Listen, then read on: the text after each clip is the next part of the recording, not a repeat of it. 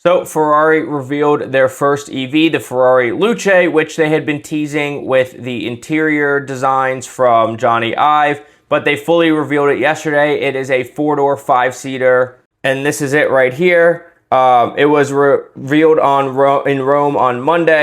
Badging aside, at first look, there's little about the Luce that resembles the Ferrari we know today. So let's take a look at it. Here's the front three quarters.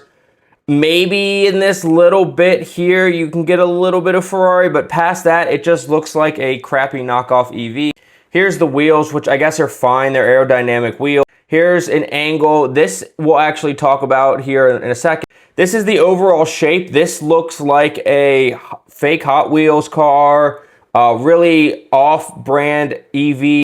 Here's the rear three quarters. Here's the rear end that looks like a car coming out of another car. Here's a look at that interior. I mentioned when we talked about the interior before, I didn't hate this. I don't love this swivel screen here, and I didn't love this here. What's interesting here is how they have regular front doors and then the rear opening doors in the rear. Here's another look at the rear that literally just looks like another car is being pooped out of the Luce. And this is actually another wheel design that I actually like. So Ferrari is saying it's far from an SUV, but not quite a sedan, and it's a vehicle type that just hasn't existed.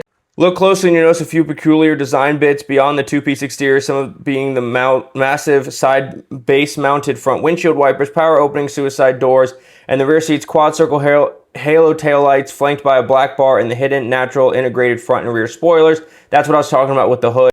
So 800-volt battery with 1,035 horsepower, 730 foot-pounds of torque with 4 motors, one at each wheel, with a 2.5 second 0 to 62 and 192 mile an hour top speed, but it weighs 4,982 pounds. Even though that is lighter than the Mercedes-AMG GT 4-door coupe, which I actually hate the way this thing looks, but at least this looks like a Mercedes, unlike the Ferrari Luce, does not look like a Ferrari.